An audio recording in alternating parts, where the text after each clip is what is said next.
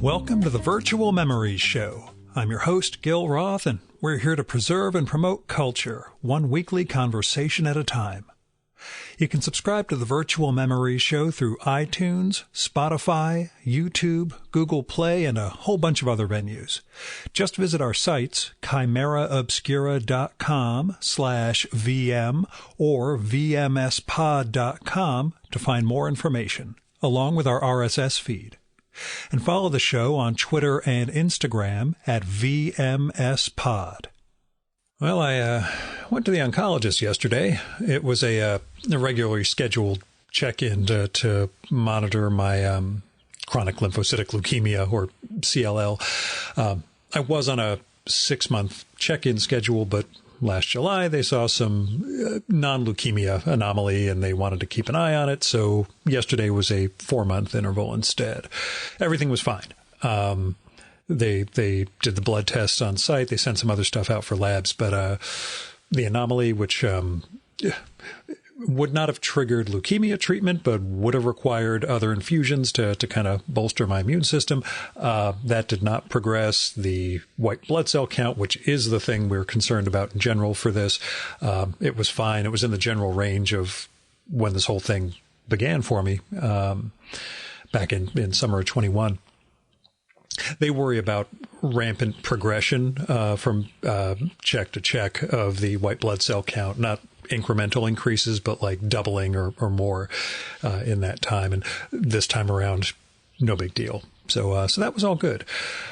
The funny thing, because there's always something funny, at least by my standards, I didn't really mention to anyone that I had this appointment coming up.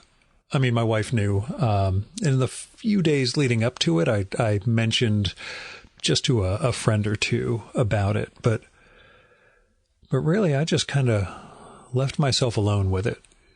You know, I told myself I wasn't worried that my condition had worsened. At least there was no overt sign of it. There are subtle things that, you know, I could have missed that would have indicated I now needed treatment, but nothing overt from what I'd been reading and warned about. So I just sat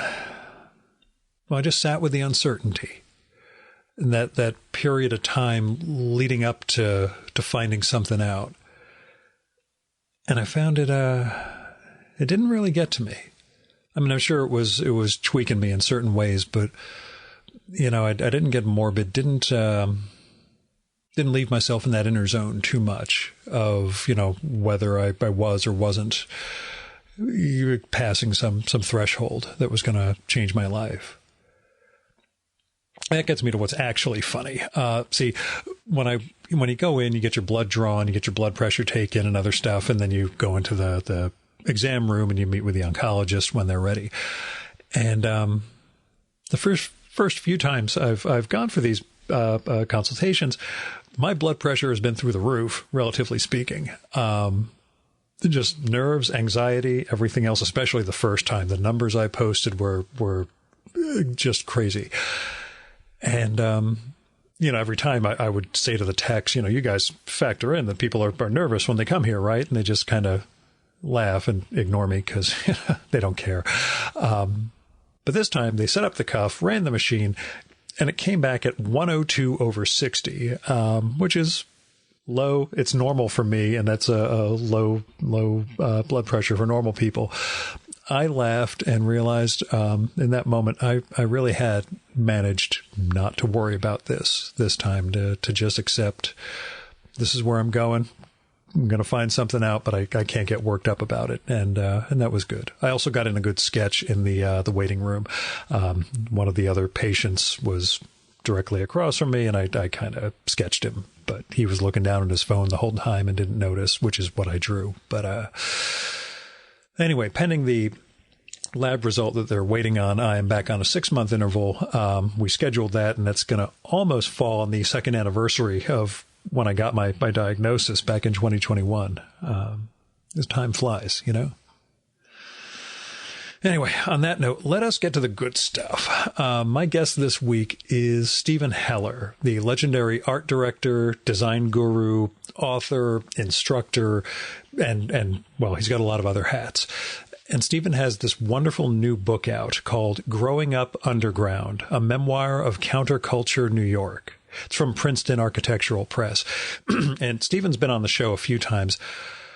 I was so looking forward to this conversation, partly because I love the new book, and partly because Stephen is one of the most thoughtful people I've ever recorded with. He really ruminates over these questions and responds very, very thoughtfully. Well, anyway, he's one of the people I most like talking to on the show. So I was glad to get to sit down with him on Saturday. Now, during the episode, by the way, I mentioned the oncology appointment, which is part of why I'm telling you about it now, so you're not left on a cliffhanger. Anyway, Growing Up Underground, it recounts Stephen's, let's say, formative years on his journey to that legendary status I was referring to. The book really covers his life from around 16 to 26, which would be like 1965 to 75 or so. As he found himself, well, first as he found himself, but also as he found himself moving from art and cartooning to art direction and graphic design, while navigating the New York City of the late 60s and 70s, and the incredible creative ferment that was happening and that he was part of and that he was helping to shape through some of the papers that he worked on, which we'll talk about in a minute. The book, I should tell you, it's less straight chronology memoir and more essayistic in shape. Like, you can read each chapter individually, but it does really help when they all kind of flow together, to give you this sense of Stephen's, well, his coming of age, both as a man and as a designer. And he keeps a really fun conversational writing tone throughout the book, even when he's recounting his arrest on porn charges at 17 years old. Because the book very much gets into, well, Growing Up Underground takes underground seriously. The newspaper and magazine culture he was part of, the ways that, standards were being sort of blown away by things like Screw Magazine, the New York Review of Sex, East Village Other, the New York Free Press, a few of the other magazines and papers that he worked on, like Warhol's Interview and Mobster Times.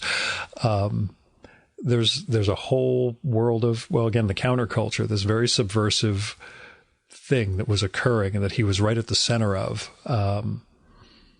It's really an amazing chronicle of that. And we see how working on all these different papers and magazines really leads up, sometimes by chance and sometimes by opportunity, to these different stages in his career, culminating in his great 33-year career at the New York Times. So I got to say, Growing Up Underground, it's a marvelous book, a funny read. We'll talk about it during the show. There are moments I busted out laughing during reading this piece. Early on, it's a very touching depiction of family and family rebellion.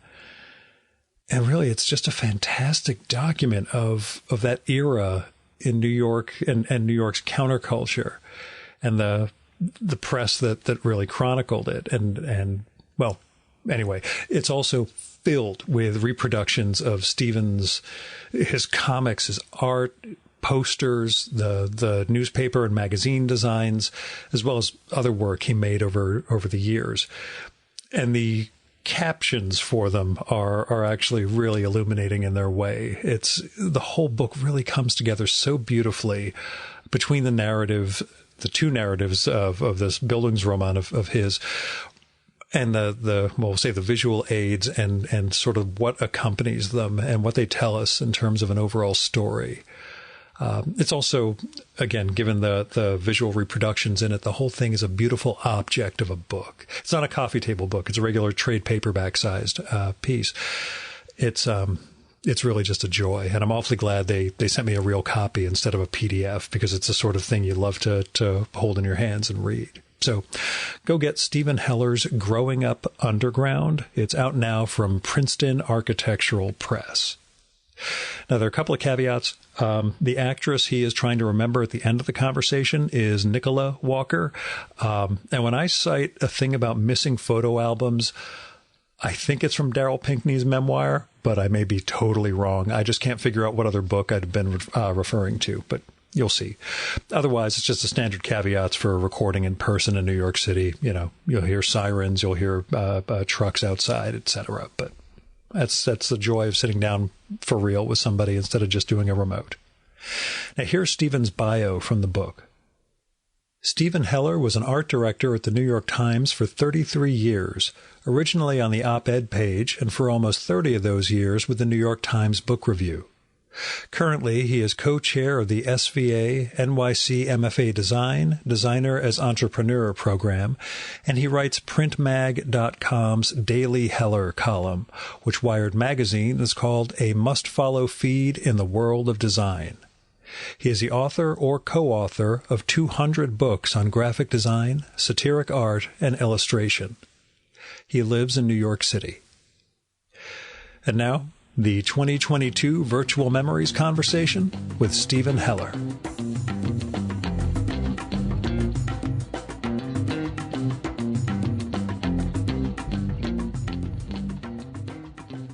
So tell me about finally getting to memoir, which I've heard you say you don't consider a memoir, but we'll say memoir for the moment and then get into what it is. Well, I figure at my age, if I don't have some stories to tell, there'd be no record of my existence. And, really? With 200 books? Yeah, well, you know, books are like magazines now. Mm-hmm. You may find a few in used bookstores, but try going to a used bookstore and selling books. Yeah. They don't want them. I go to the swap shop at our town transfer station, which is a kind way of calling it a dump. Although it's high-tech, it's quite pleasant compared to the hole in the ground that it used to be. And you leave things in the swap shop to be swapped.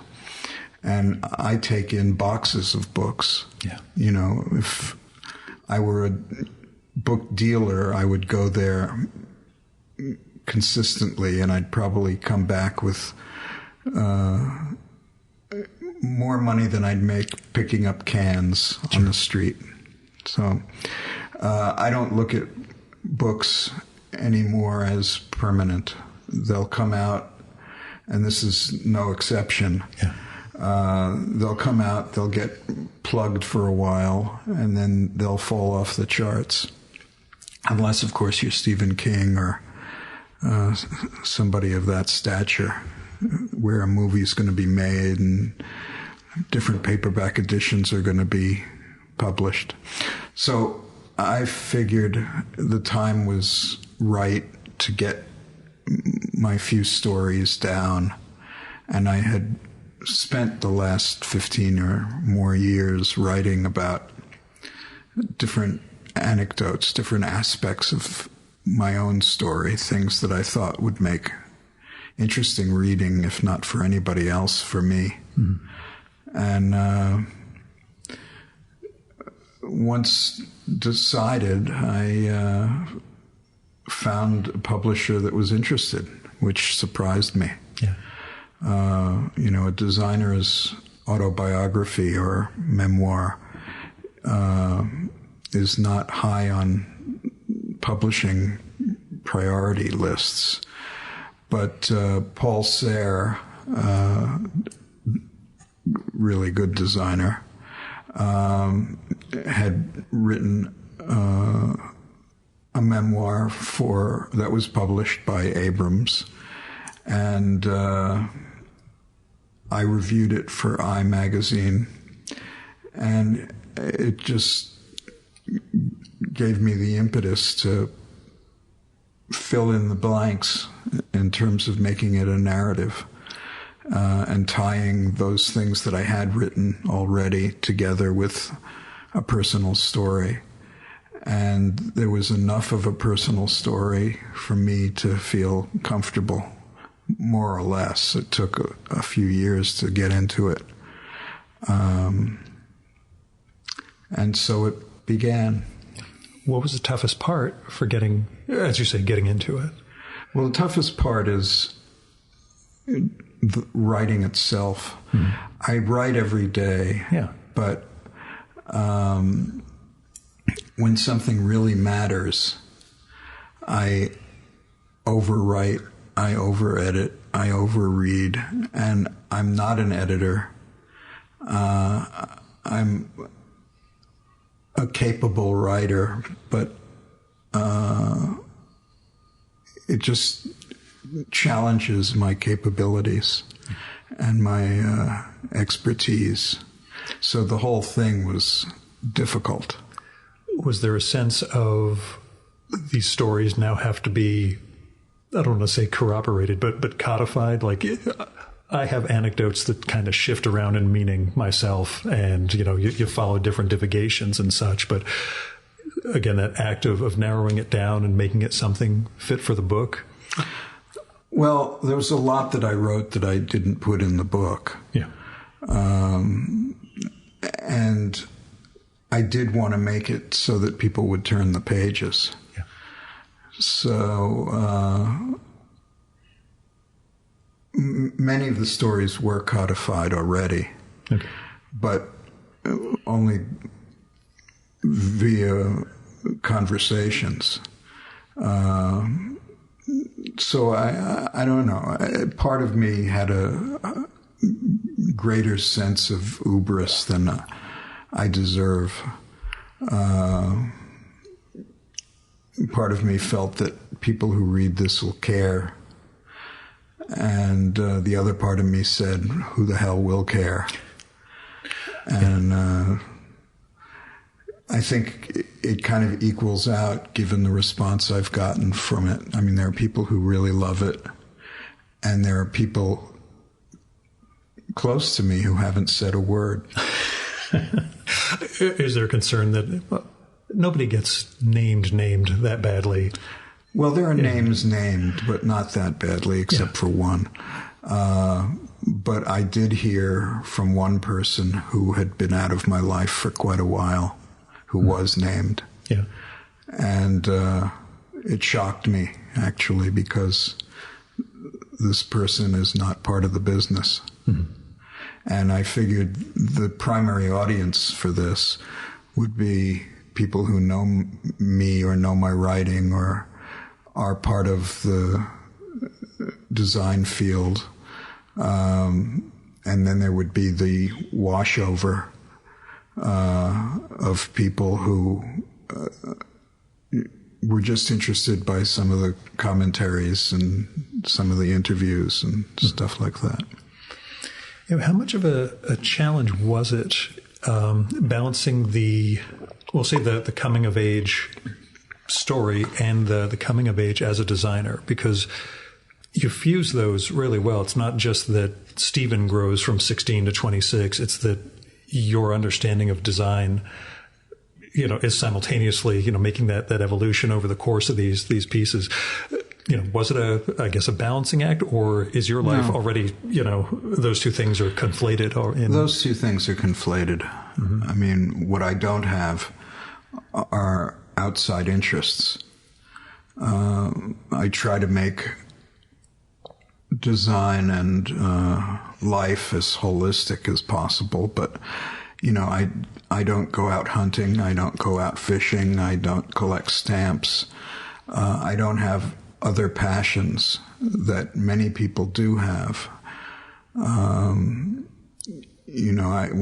I hear of a designer, let's say, who also plays concert piano, I'm envious. Yeah.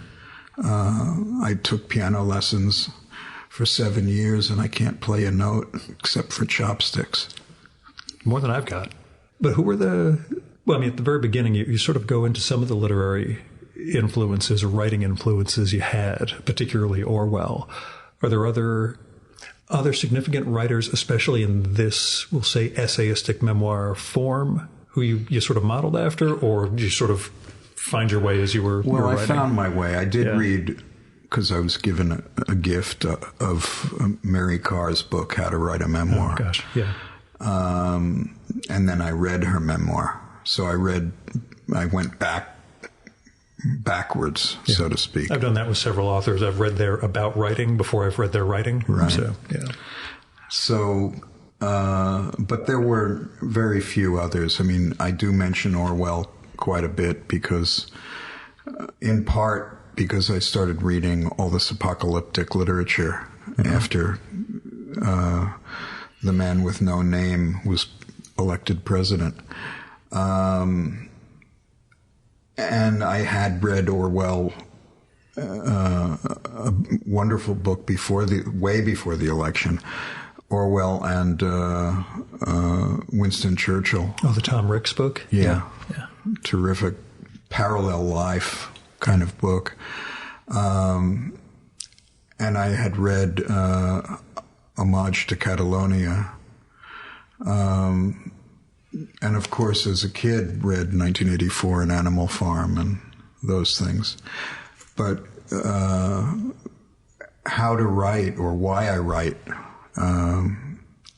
is something that I stumbled upon in a book of essays and then saw that it had been reprinted as its own little book. Beautifully done, too, by Penguin. Yeah, I've seen that in the... yeah, go on. Sorry. So that was inspiring. Mm-hmm. And, frightening as well, because he did it so well.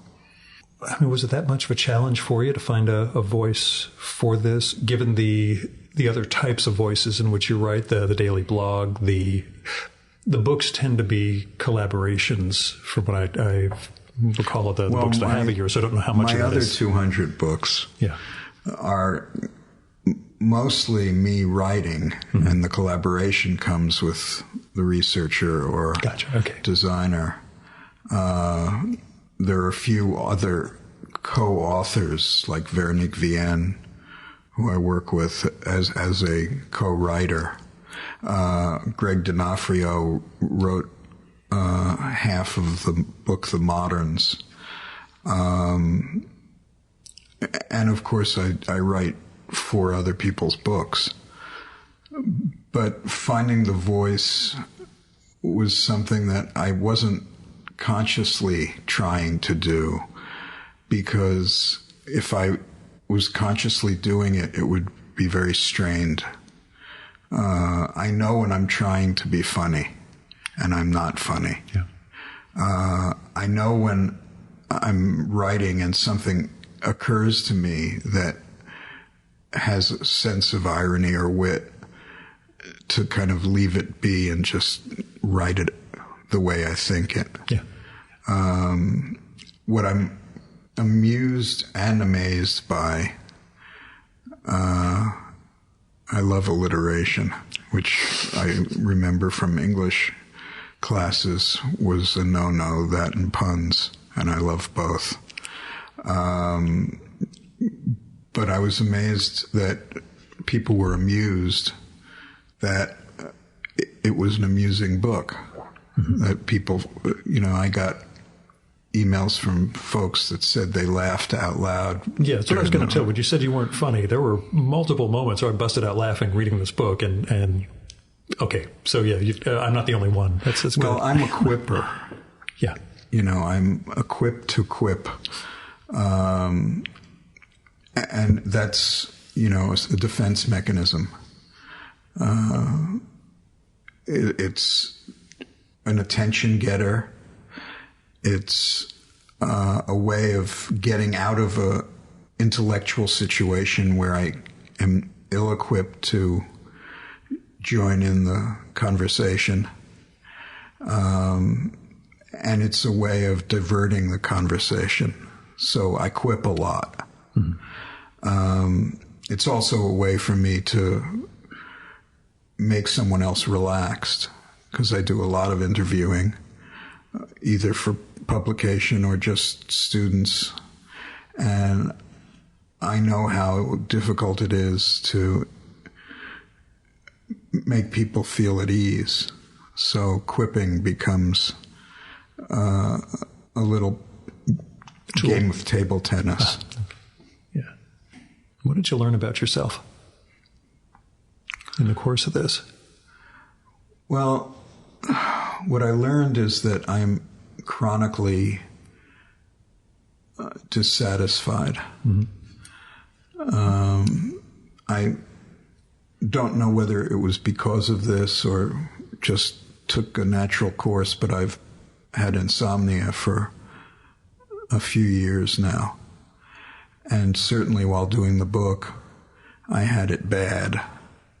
And that's because I am constantly thinking about what comes next, both in the book and in my life.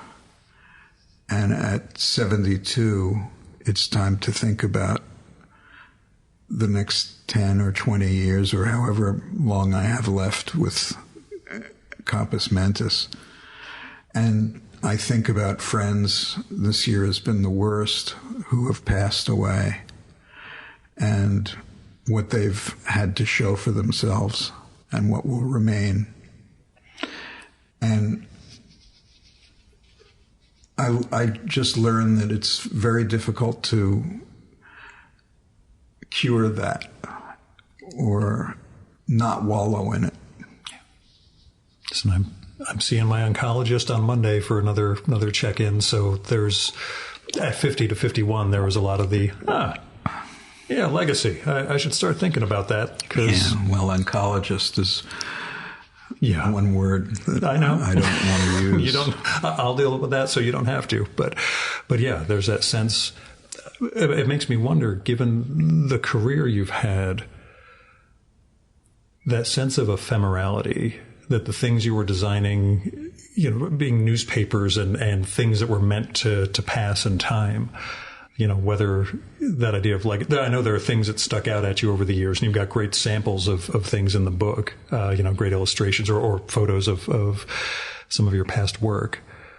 But how much did that play into it, I guess, that idea of the things you were designing were meant for immediate? Well, it's a good question because among the challenges was revisiting what I had done as my legacy. And one of the reasons I chose that 10-year period is that it was the development of my professional abilities, which is my life. As I said, I don't have any other extracurricular activities other than watching BBC dramas and I have a question about dramas. That later on. So one of the things that surprised me was when people said, "This material you're showing is great." I just saw on Twitter, dare I say the word, there was a question, how come things looked so good in the 60s and 70s? And the answer was, take a look at Steve Heller's work. And I thought, looking back on that, that was just amateur. It was, and the really early stuff was shit. But when you see it all together, it forms a narrative unto itself.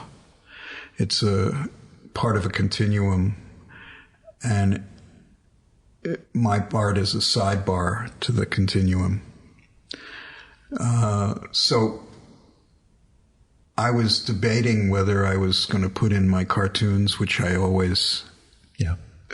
I liked when I was doing them and hated when I stopped doing them, and see them in the book, and it makes sense. It's all part of a story. Yeah. So what I did is ephemeral for sure, but it's ephemeral in the way the mosaics are outside of Rome at one of the ruins, name I can't remember right now. that were in the marketplace and had images of trades. So there was a mosaic of a fish in front of what was probably a fish store, or of a horseshoe that was probably in front of a blacksmith. Those things were not meant to be art. They were meant to be signals. They were meant to be signs, and they were meant to disappear. But what remains, it becomes an artifact. And the word art and fact come together in a meaningful way. So what I show in the book are artifacts. They're neither art nor artisanal. They're facts that show what was going on at a particular time, and that I could use the lens of design to discuss them, whereas a social historian would use those publications as a way of explaining what went on in the culture or the politics or the... More through the text and the things that are there themselves, instead of what the... Or even design. the pictures, but Sure. they would refer to them in different terms. In some of them, even in some of the ones that are very striking pages, especially near the end, your captions still end up critiquing with, well, yeah, I should have gone smaller with this and moved the type in here and things like that. Was it too much of a temptation to you to or was there a sense of, I'm just going to sit here over criticizing, my work from 50 years ago? Yeah, there was that temptation, but I know how captions should be written, so I took out all this, whatever the opposite of superlatives are. Oh, okay. Yeah, the self-deprecating thing, it's good so that the reader doesn't think you're too full of yourself, but right. You can go, we both know, way too far in the wrong direction with that. So. How improbable does your career feel to you? Well, it feels improbable that I was able to dream when I was younger that I would do something that I had an aspiration to do. I never allowed myself the luxury of thinking that I could do it and be really famous for doing it. I mean, I knew kids who were in the theater and on television who would get recognized in the street, and it seemed like that was an envious spot. And although I tried half-assedly, it never happened to me. And when I started getting work with the underground papers, I started getting an inflated sense of myself, which super expanded once I got into the New York Times, because that was an impossibility and an improbability. And in fact, I was pretty insufferable in the early years with artists and the like. And actually, even before that, we had a office manager at the New York Review of Sex who brought in a Ray Bradbury quote to me. Mm-hmm. And it was, just because you're a genius doesn't mean you're a good guy. That's the paraphrase. Yeah. I forget what it was. I never thought of myself as a genius, but I had the inflated sense of importance, and it made me arrogant. And there was always a line that I'd use at the New York Times, which I didn't consciously develop as a trademark, but it was pointed out to me a few times by illustrators who left me little notes on my table, that my key phrase when they handed in their work was, "This'll do." Fine, I guess. Yeah, that's Was that sense of ego necessary, do you think? Or was overcoming it necessary? Well, overcoming it was necessary. Yeah. Having it was probably necessary for me insofar as I really was insecure about the whole thing. That's what I wondered. Was it a sense of an almost artificial sense of self-belief that you needed to get yourself over the top? An artificial sense of self-belief. Yeah. Particularly at the times, having to walk in to an office with, Pulitzer Prize winners and try to explain drawings to them where I knew when I was bullshitting. I ended up having a strategy, which I don't talk about in the book because I don't go that far, but I would make copies of the drawings that I wanted to put in this case, the book review. And I would just take the proofs and the Xerox. We had big plotter Xeroxes. And I'd leave them on the editor's desk and say nothing. And if he didn't say anything, then I didn't worry. But if I got a phone call at 10:15 in the morning, and it was him or her, I'd know that I was going to be challenged on something. And I felt that it was easier to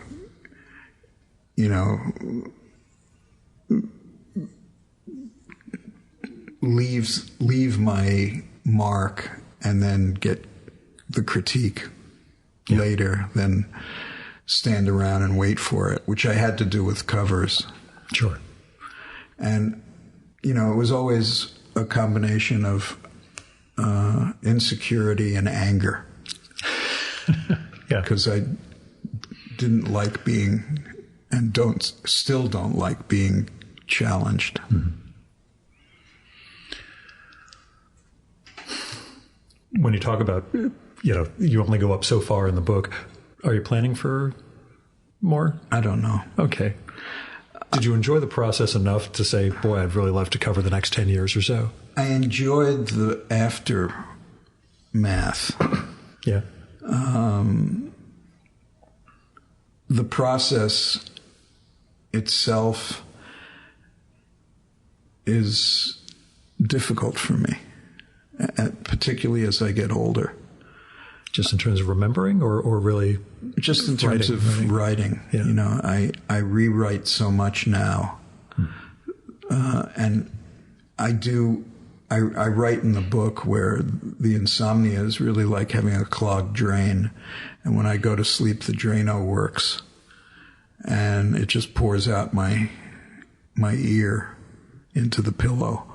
And I can't get to sleep. I'm thinking too much about what the next sentence will be or what the next project will be. And it's not comfortable. Yeah. But on the other hand, doing nothing is uncomfortable too. So I'm kind of stuck. You may as well keep making stuff. Yeah, but I don't know whether there's going to be another sequel or a prequel or... I could probably do a prequel easier than I could do a sequel, because those 10 years that I write about, there are real stories that, whether true or not, I can remember. One example is I just bought online a copy of the East Village Other that really triggered my interest in doing this.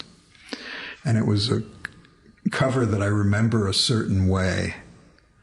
I remember it as a large picture of former Vicar of the U.S. Army and Cardinal of New York, Cardinal Spellman, who was a nasty son of a bitch. You've got a Ed Sorel up on the wall over here, which puts me in mind of Ed's rendition of Cardinal Spellman. Well, past the Lord and whatever that Civil War saying was. I remember it as this big picture with a headline that said, "Congratulations on your promotion. He had just died." Yeah. And I saw a photograph of the issue on eBay, and it wasn't anything like I remembered it. The headline was there. Yeah. And the picture of the cardinal was there, but it was a smaller picture amidst this kind of rococo border. And, I could have sworn it was the way I remembered it, as a big, hero photograph, promo photograph of the cardinal just sitting there with the type laid over it. So in the current book, Growing Up Underground, I didn't check with anybody on the veracity of the stories, except once. And I learned from the person I spoke to that my take was a little bit off, that I blamed somebody for something that wasn't his fault, or that he wasn't complicit in, at least in this particular instance. And I learned about it before the book went to press, and I could have changed it, but I decided not to. It's a small detail, but if this person were still alive, it would be a big detail. That was my next question. Yeah. Is this somebody who's around to take it personally? But yeah, I was thinking, I did one with Darryl Pinckney a few weeks ago on his memoir, and he has all of these little parenthetical asides of, this may not be how it happened, and James just came in to tell me I'm completely wrong about this anecdote, but I'm leaving it. And he would, have that sort of vibe throughout the book, and add it to we'll say the memoiristic aspect of it, that it really is based on our memories as opposed to, what can and can't be determined to be factual, I guess. Right. Well, also I had certain ideals, ideations that were framed in such a way that they were almost mythic, but there was truth to all of them. Yeah. I said in the beginning, it's 99% pure fact with some embellishment, but there's one incident in the book where I just wanted to tell the story so badly, and I was actually prohibited from telling the whole story. Yeah. And that I remembered in vivid detail. I guess it raises the big question. Not doing drugs in the 60s and 70s, ultimately, do you consider it a plus or a minus? I mean, it does help you remember all these things that are in the book, but... Well, I since my setup for that was that if I did do drugs, my life would be a total mess. That was the superstition that guided me. Yeah. If I had done drugs, my life would have been a total mess. But in reality, I don't know what would have happened. Yeah. I might have been more social. I might have had more friends or less friends. I might have had dangerous friends. You can never really... There's no control group you can test against. No. But yeah, I just wasn't sure if, writing about this particular era and not actually being in the, having the drug taking side of things. I'm a ridiculous straight edge person, largely because of Len Bias, the college basketball player who did coke and died in one shot. And I just figured, obviously, I'd be the next one. So, right. It's managed to keep me off of anything hard since 1986 or so, I guess. But yeah, it's that question of, being inside the times and the times around you versus the the ability to actually recall and tell good stories about this stuff? Well, there's an analogy here. I was art director of the Irish Art Center. I mention it once in the book because it had to do with my first wife, who was Irish, or Irish descent. And we had a theater on 13th Street between 3rd and 4th Avenues. It was originally called the New Abbey Theater. And we brought in some significant acts for the first time, like a group from Ireland called the Chieftains. And Richard Harris came one night and did a soliloquy, and John and Yoko came and donated money. And my job was to do all the promotion, some of which I still have, but didn't put in the book. And it was when I was what I considered a good designer.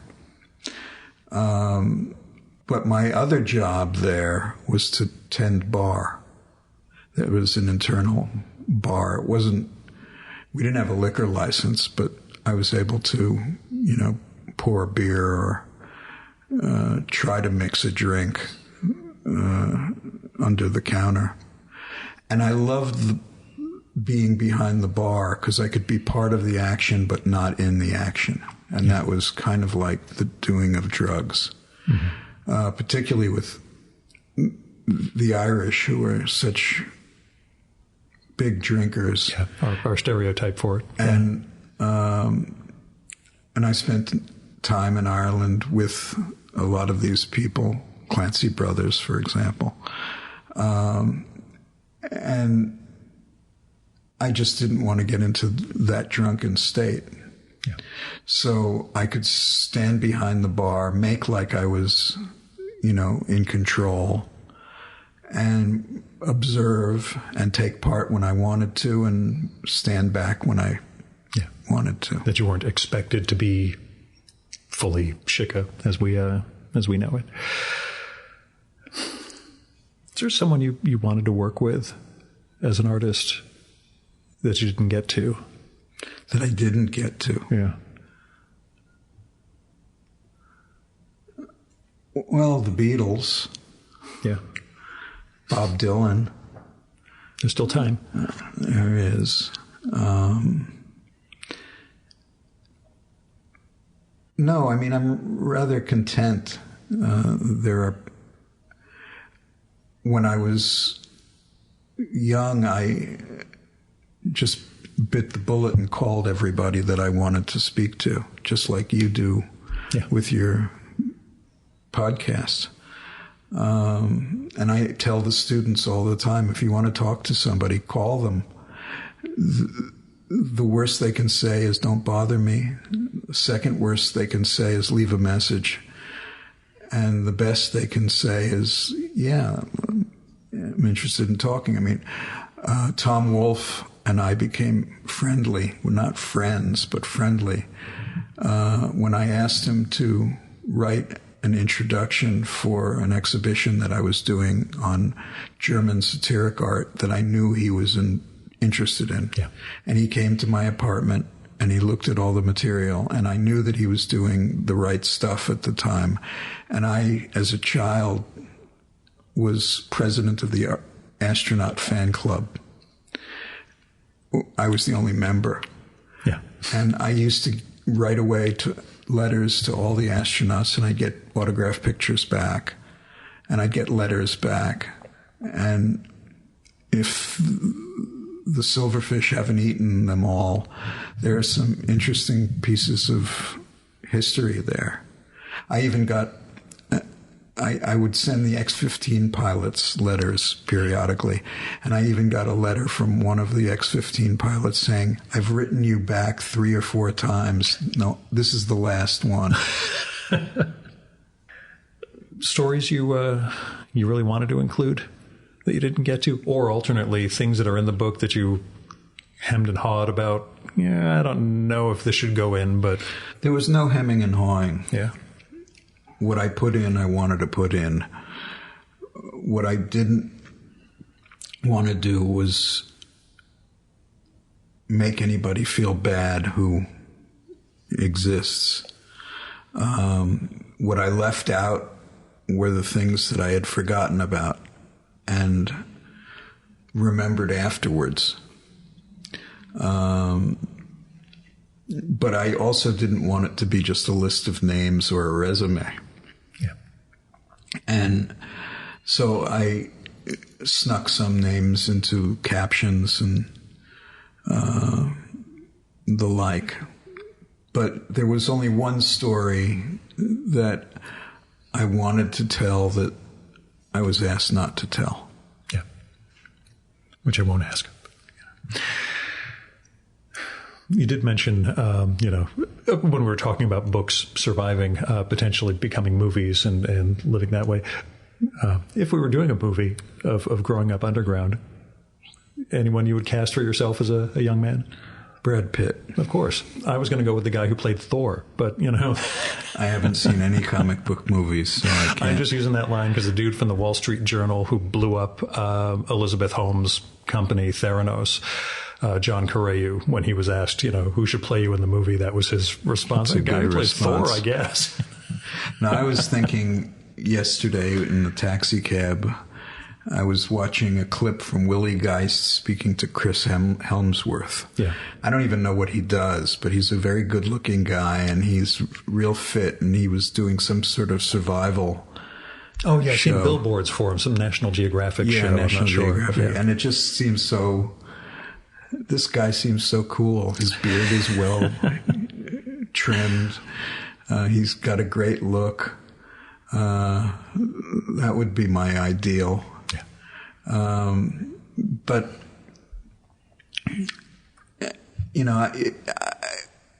I never think of somebody playing me who isn't me because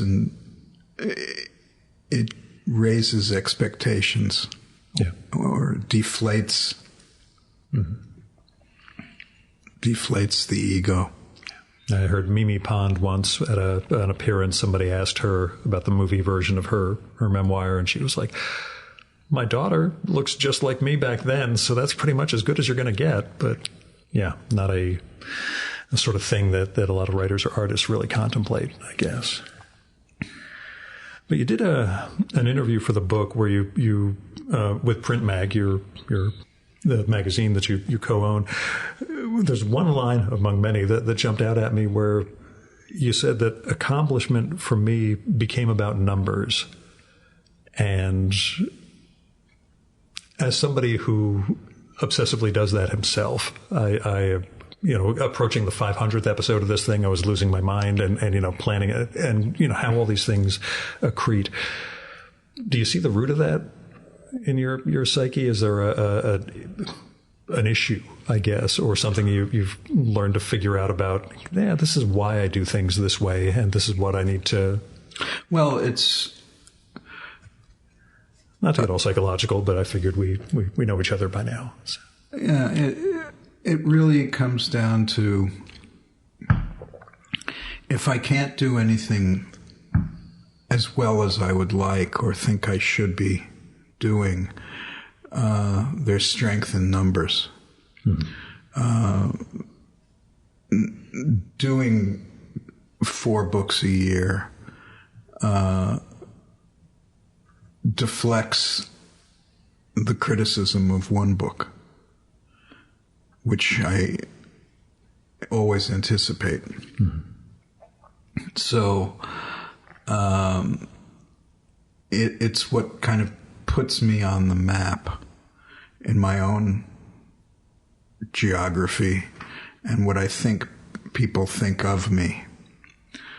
So accomplishment is not finding the cure for cancer, but finding many cures for personal neuroses. And the more I see that I've done, the more part of it was,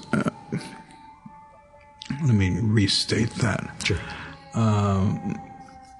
I used to work a lot and would say I was a workaholic because I was trying to avoid contact with my family. So the more things I did, the more time would be spent away from my family so that I wouldn't have to go to Thanksgiving dinner at the family. I'd be working. And so it became a passive-aggressive defense mechanism and weapon. Yeah. I'm in the same boat. In my younger days, it was completely a escape hatch for dealing with relationship stuff. I'm busy. I'm working. You have to see how neurotically busy I am. And I met the right person and managed to get myself past some of that. But I can always see those treadmill-like steps we start taking where we're just busy for the sake of being busy, I guess.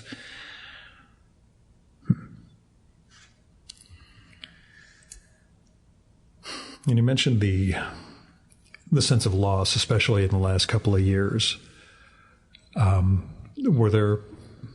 Did writing this bring back people you really wish you'd had the additional conversations with, or? Well, writing it made me realize that I'm not as good a friend as I might be to people. There's one chapter in the book called My Second Mentor, and it's about Dugald Sturmer, who was art director of Ramparts, and he was an illustrator, and he was just a great guy, and I miss him terribly. There's also a reference to Marshall Arisman, who both kicked me out of SVA and when I was a student and had a student deferment from the draft, and then later hired me as one of the founding teachers in his MFA program. And he just passed away this April. And he was kind of my anchor at the School of Visual Arts and as a friend, and I miss him terribly. Brad Holland is my mentor, and fortunately, I was able to get the book into his hands. And but I remember the early days we spent together and how much I learned from him. But there are a few people in the book who are passed, and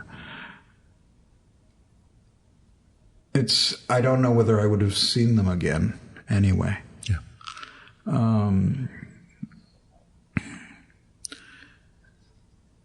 There are people that I probably forgot to mention who I had interesting experiences with. There are girlfriends who I don't mention in the book who Sure. I had experiences with that I still remember. But it does churn up a lot of dust, where I kind of wanted to go back into photo albums and see what was going on, and I don't have those photo albums, so I only have the vague memories. Again, it reminds me, the Pinckney book, there's a whole issue with Elizabeth Hardwick and Robert Lowell, the photos disappearing and not being able to get a hold of the things that matter, the things that help you rebuild the past, I guess. Which I apologize for getting morbid, but it is a memoir of times that are past. These are morbid times. Yeah. And, you do have underground in the title, which can be taken in multiple ways, I guess. Except I hadn't thought of that way before. Yeah, sorry, dude. I apologize. But speaking of, the last time we talked was pre-2020, really. How has the experience the last couple of years? How has it been for you in terms of coping with what I call this whole situation? Well, the anticipation of it happening, like the anticipation of an atomic war, was worse than the reality of it.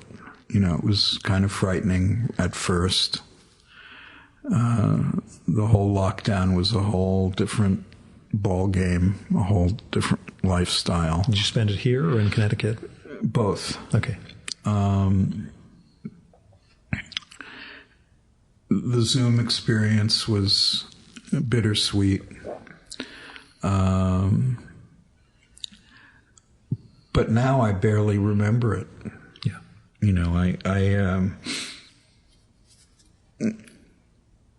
I did go into work during the lockdown when I knew I'd be alone, and I wore protective gear. And once we moved up to Connecticut for 4 months, the longest I've ever spent at my house there in one stretch. It was great. I didn't want to come back. And, but it was, late spring into summer into early fall. So it was the best of the times. And it was far enough away from New York where everybody was very protective and protected. But I grew used to it and enjoyed it. And I got a few stories out of it, like coming back to my office, which was that kind of quintessential, this is how it was left when I died. Oh, God. Okay. Yeah. I went to Trotsky's house in Mexico City, and presumably the desk that he was killed at is still intact. They just put, plastic over it. Or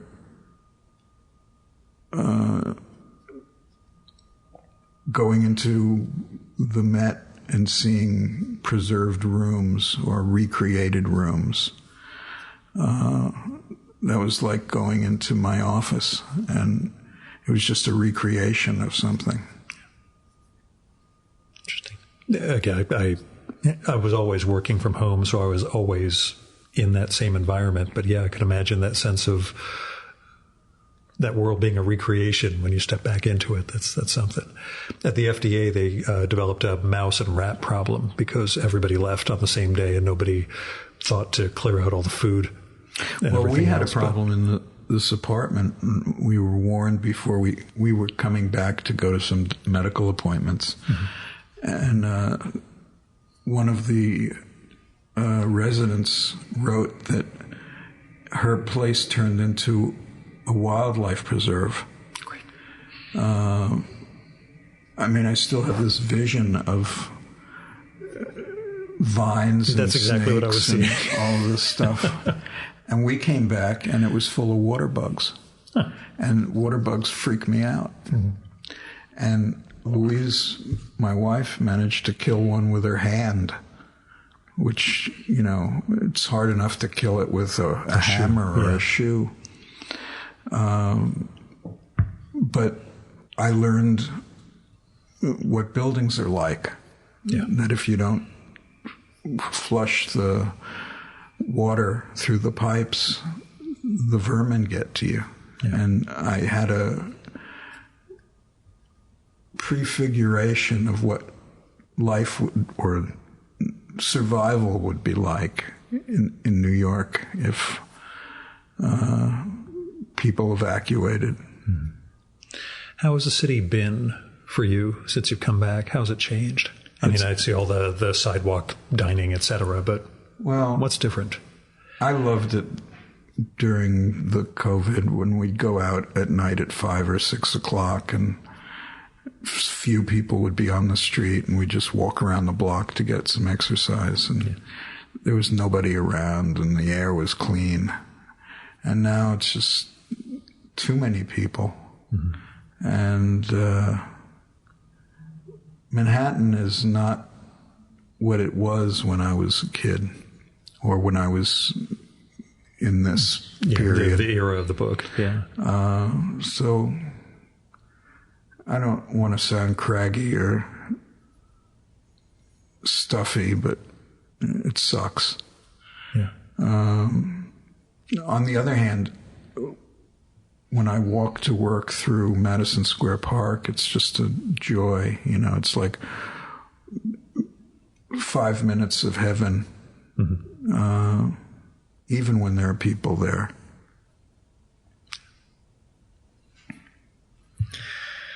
At a question from your history in art directing, from an episode that came up earlier this year, with all of the AI image generating programs, apps, whatever you call them. I had this artist on who'd made a book using these things, using them, giving them text prompts and pulling the art for the sort of comic that he was making. But he's a commercial artist too, and he believed that this sort of art is going to supplant, unfortunately, a lot of what he did, at least on a certain type of commercial art. Have you run into that, or have you looked at those sorts of I hate using the term art because art means something different to me, but these image generating AI things? Yeah, I mean, you can't avoid it when you look at Instagram. There are ads for the programs. It's both fascinating and easy to ignore. Yeah. We started a workshop on NFTs, and one of our former students who's based in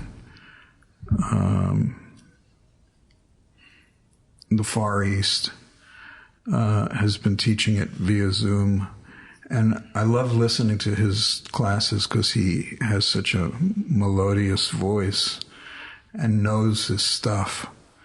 But, you know, I look at an NFT and I think, what's the difference between this and a print? Yeah.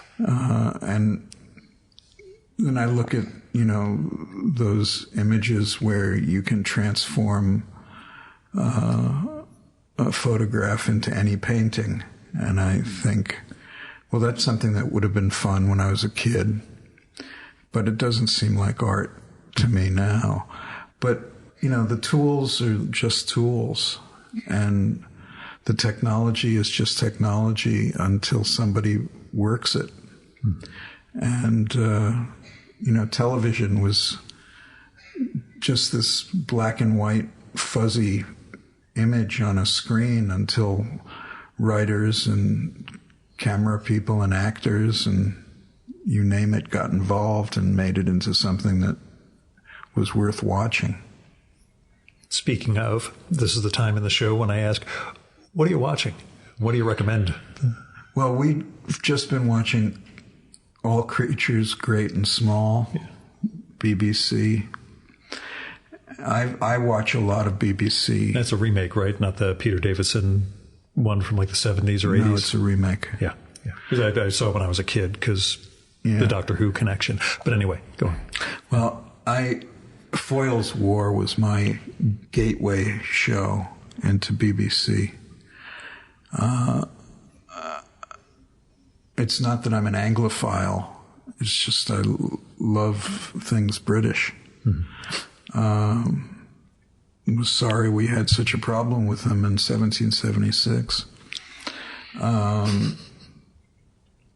But Foyle's War is terrific. There's a repertory of British trained actors, stage actors who do these television shows. So you see them pop up. In fact, one lived in the building. I can't remember. Walker is her last name. We joke there's only 20 actors in Great Britain. They just mix and match for whatever shows. Exactly. Yeah. But she was doing a Henry Miller play, Arthur Miller play on Broadway, and she must have sublet an apartment here, and she was doing Last Tango in Halifax, and now she's doing a series called Annika, and it's just great to watch them change characters, and they're such great craftspeople and artists. So I enjoy that, and this All Creatures Great and Small is just wonderful because even though there are tensions in the show, it's nothing that keeps us up at night. Yeah, I get you. Like watching Breaking Bad and sitting there shaking at the end of an episode or something. So, yeah. But I watch a number of those things too that are bad for the stomach and bad for the head. For the guy with insomnia. Yeah. Do you solve design problems in your sleep? No. Okay. I wasn't sure if you wake up with any, that's what I should have been. Okay. No. Sometimes I wake up and I think I have a good idea, but I can't remember it. Yeah. Well, with me, it's all verbal. It's just, did a good line occur to me right before bed? And is there any chance I'll remember it tomorrow if I don't scribble it down now? But they're never any good. But one of the other things I wanted to ask about, just because the last time we talked, it was about the revision of your book on fascist imagery and symbols. And it's very, very timely because we just saw Kanye West get banned from Twitter yet again for somehow merging a swastika and the Star of David into a single image. That one didn't show up in your book. I'm very confused as to what the symbology is. But I think he was relating to this tribe of Israel that are anti-Semitic. The Black Israelites. The Black Israelites. And we used to see them on Union Square in front of Marshalls. And I used to think, I didn't know their history. So I just thought, this is interesting. When I was a kid, there was some African American or Ethiopian people of color in the congregation. And I was confused because I didn't think people of color were part of the Ashkenazi experience. But I didn't think that Ben-Hur was Jewish either.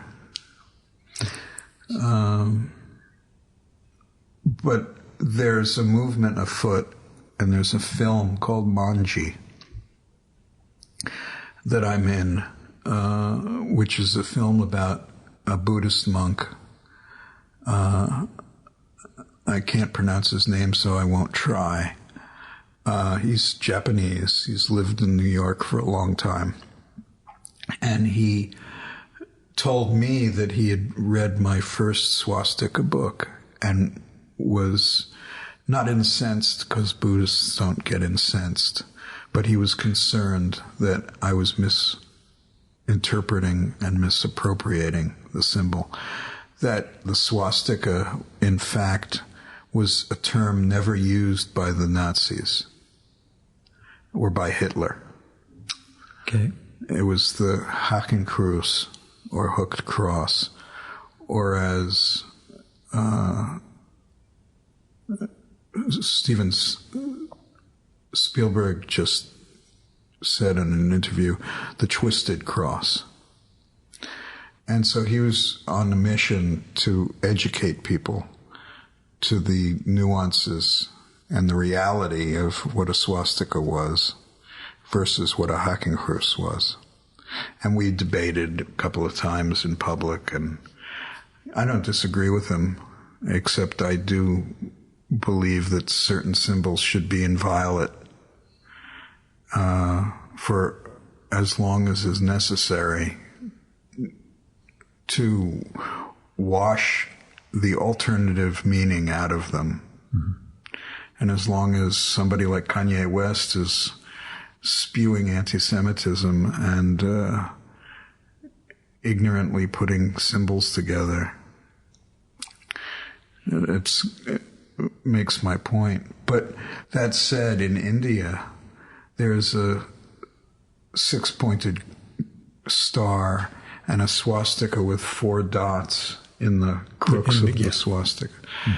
So it means a totally different thing to different people. I just don't feel he was probably pursuing the Vedic or Hindu, purpose of that stuff. But yeah, it was strange as far as symbols and images go. And I figured since you were the expert on this, I'd hit you up about it. I guess the last question, it's one I always hit you up with. What are you reading? Well, right now, I just finished a book called M, Son of the Century. Mm-hmm. And it's an object lesson in when you order something offline to read how many pages a book is, because this was close to 800. Took me a month and a half. And it's about Mussolini. Mm-hmm. The day-to-day coming to power of Mussolini. And I knew a lot of what I was reading. It's a novel, but it reads as history. When I was in England last month, I debated picking up Simon Sebag Montefiore's book, The World, but it's 1,300 pages in hardcover, and I just thought, I won't be able to take this onto the plane when I'm at home, so I'll wait till it comes out here. You got to be able to physically lift it. I mean, I've been reading Garita Sereni's book on Albert Speer. She spent a few years with him before he died, and it's a long one also, but it's fascinating what he will admit to and shade. The language of what you know and what you don't know. Right. Yeah. And there's a novel I'm reading called Real Estate by, I forget her name. I don't remember names too well. Deborah Levy.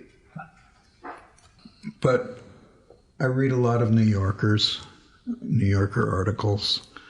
I read a few weeks ago Bob Dylan's philosophy of songs, popular songs, which I'm trying to write about from the design angle. I just got my copy yesterday and opened it up, and I'd be interested in seeing that perspective on it. I've been in touch with the designer, Coco.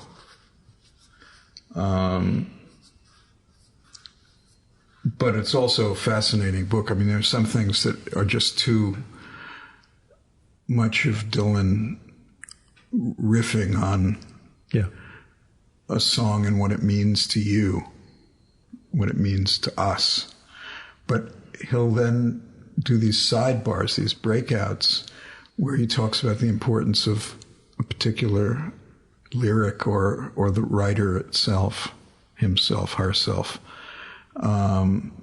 And one section in there that I really loved is on Ricky Nelson, which he feels was a real authentic rock and roller. Next week, I'm recording with Grail Marcus about his book on a Bob Dylan biography in 7 songs. Right. And he cites a section from Chronicles where Dylan talks about Ricky Nelson and how, I think the touring, the girls all over the world. Yeah, I'm a traveling man. And how inauthentic it was, and how Dylan expected more from Ricky Nelson. That sort of inauthenticity was... Well, he speaks about the inauthenticity, but then he says Garden Party really came from Ricky Nelson. Yeah. And he was... but he brought rock and roll to primetime television. Right. But the book is very much like his radio show was, except longer takes. And you realize how literate he is, knowledgeable. It's a fun read. At times it goes on too long. Yeah, but well, it's a fun read. Again, Dylan. But actually, the real last question. You mentioned doing interviews all these years, and you mentioned techniques you learned, but what did you really learn from interviewing, from just sitting down with somebody like this? Well, I always was very nervous interviewing. Mm-hmm. I would write out some questions, but I'd never use the pad. I'd go fishing. Mm-hmm. And you know that when you're fishing, you don't have necessarily a coherent narrative. And most of the interviews I've done, many of them are on tape and being transcribed as raw material. But I would do some heavy editing because it was all in print. So I would, and I would show the subject the interview, unless I was doing it as a news story for the Times. Sure. And then if they wanted to check the quotes, they could, like fact checkers should do. But I learned that I shouldn't fish, that I should have a clear idea of what I want to get, and then let the chips fall and let the surprises happen. I feel justified and vindicated in my overall approach to this stuff. Stephen, thanks so much for coming on again, and I'm glad we just got to sit down in person and do this instead of sitting on a screen. Very enjoyable.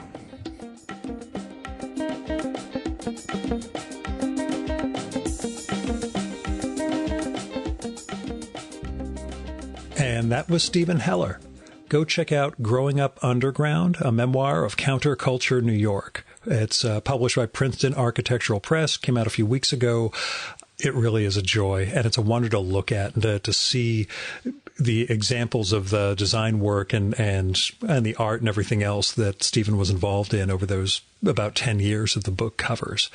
It's an absolute joy, and I'm awfully glad to get it. Stephen also had a few other books that came out last year from Abrams that we were hoping to get together to record with. Never happened. But I really enjoyed both of those, even though we didn't get to talk about them here. Those are Type Speaks and Decoding Manhattan. They're fantastic reads and just gorgeous to look at, too. So go look up Stephen Heller. He talks about that whole volume of writing and having 200 books that he's worked on over the years in the daily blog and everything else as ways of deflecting criticism of any one project. But we know that's self-effacement, and he's a really, really, well, he knows an awful lot and knows how to convey an awful lot. So I think he's an absolute treasure. They can follow Stephen on Twitter as The Daily Heller, and at his daily blog, The Daily Heller, at printmag.com. The Daily Heller is all one word, TheDailyHeller.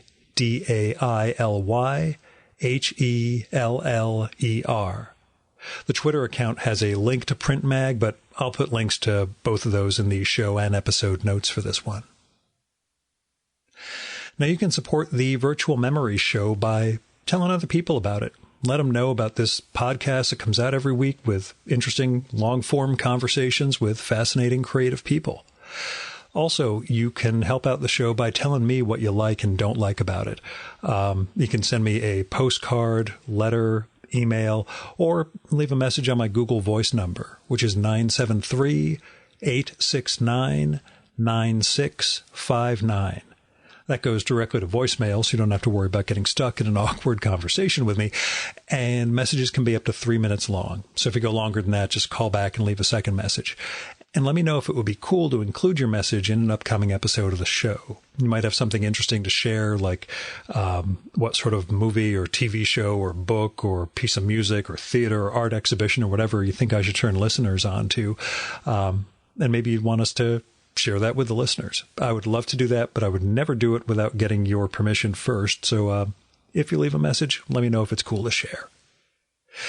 If you got money to spare, don't give it to me. I mean, I spend a little money for the show, but that's why I have a job. This one actually cost me a little bit in terms of the toll at the George Washington. Did I do the GW? No, I did the Lincoln Tunnel. Then parking at a garage near Stevens Place and blah, blah, blah. But really, that's why I work. If you do have money to spare, give it to individuals or institutions in need.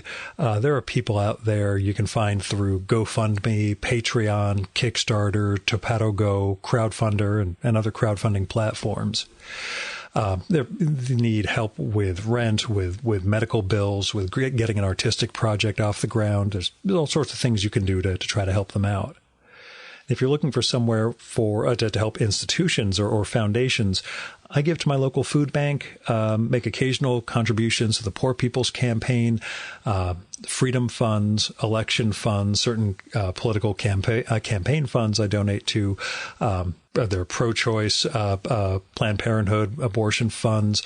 There are other things you can do to contribute and try to help build a better world. So I hope you will. Our music for this episode is Fella by Hal Mayforth, used with permission from the artist. You should visit my archives to check out my episode with Hal from the summer of 2018 and learn more about his art and painting. And you can listen to his music at soundcloud.com/Mayforth. And that's MAY4TH. And that's it for this week's episode of the Virtual Memories Show. Thanks so much for listening. We'll be back next week with another great conversation. You can subscribe to the Virtual Memories Show and download past episodes at the iTunes Store. You can also find all our episodes and get on our email list at either of our websites, vmspod.com or chimeraobscura.com/VM. You can also follow the Virtual Memories Show on Twitter and Instagram at vmspod, at virtualmemoriespodcast.tumblr.com, and on YouTube, Spotify, and TuneIn.com by searching for Virtual Memories Show. And if you like this podcast, please tell your pals, talk it up on social media, and go to iTunes, look up the Virtual Memories Show, and leave a rating and maybe a review for us. It all goes to helping us build a bigger audience. You've been listening to the Virtual Memories Show. I'm your host, Gil Roth. Keep reading, keep making art, and keep the conversation going.